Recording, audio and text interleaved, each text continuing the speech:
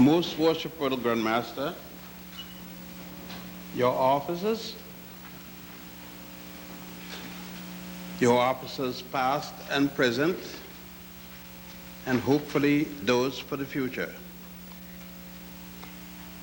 This evening's lecture is rather significant and give me quite a lot of pleasure as well as displeasure having to give it. Why the pleasure is very understandable. Why the displeasure may be the problem. But the problem comes not from the persons receiving it, it comes from the manner in which they receive the information for what they have. I brought with me, as you see right here, two basic books.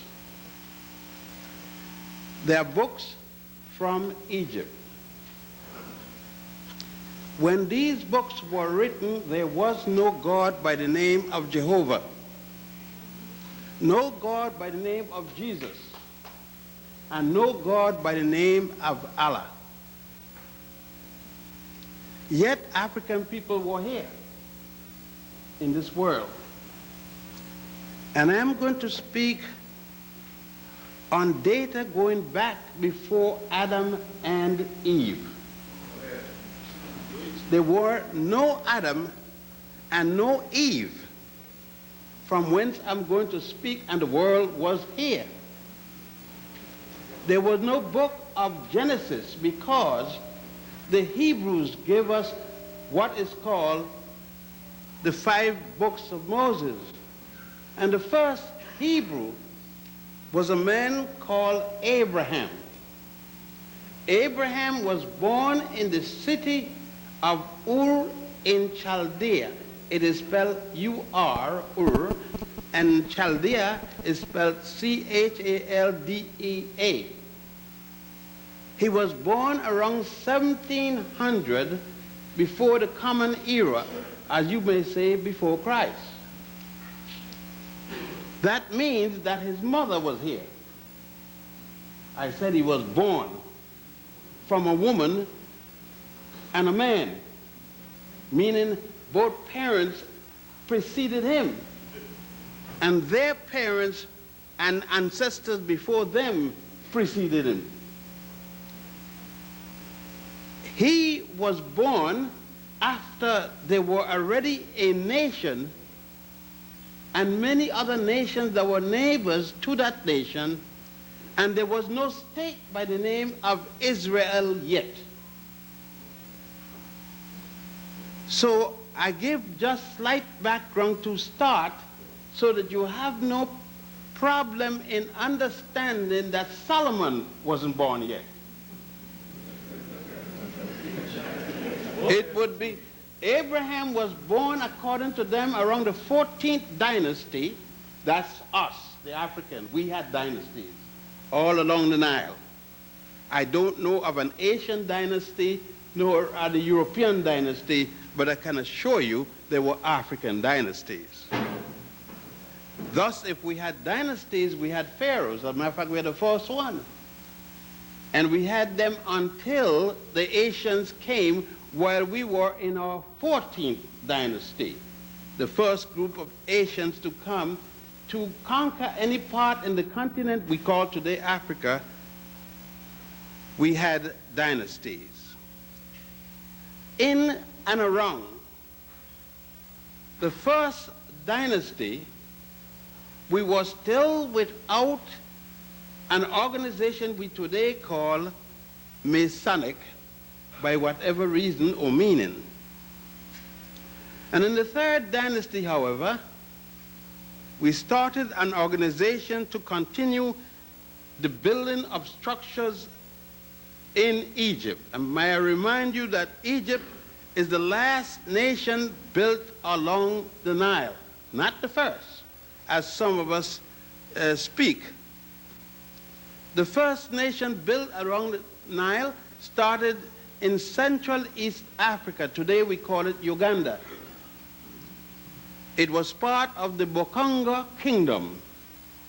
And I'm going back rather far because I'm going before the first dynasty, meaning I'm going before 4,100 years before the Christian era.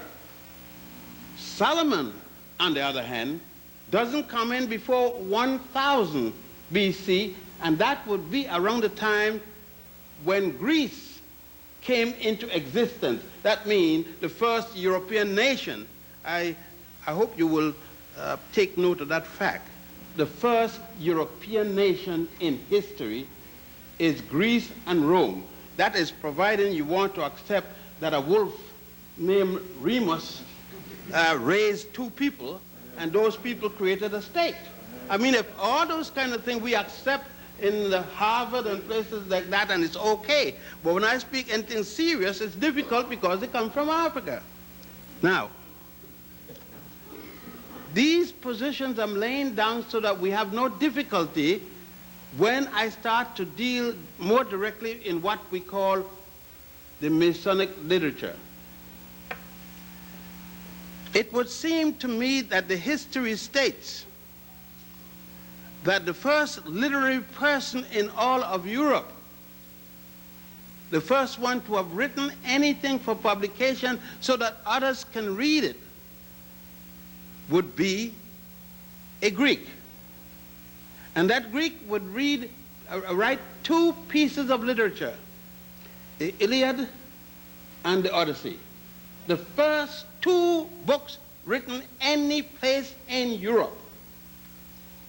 And the nation was called Greece, and the author was Homer. There is, I will put my life on it, no other work written in Europe prior to that, to those two books, the Iliad and the Odyssey. And Homer said in the Odyssey, even the gods that Greece adopted came from Ethiopia. And there's no Ethiopia anyway in the continent of Europe. No Asia. There's one in Africa, East Africa to be exact. I know, I was born there.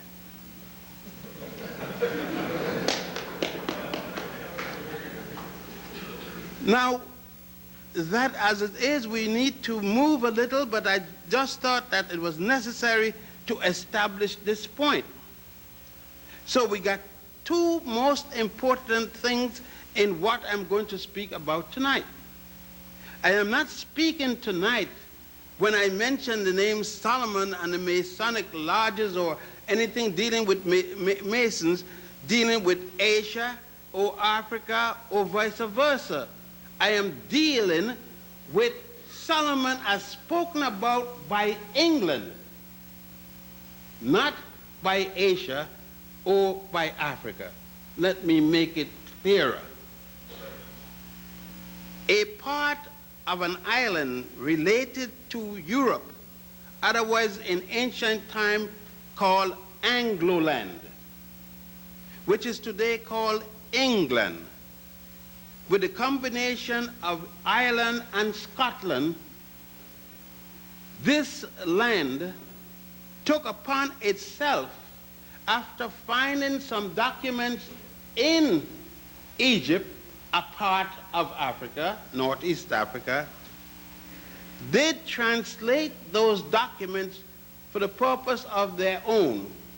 And out of that, using with what was developed as the Holy Grail in an attempt to conquer part of Asia and part of Northeast Africa,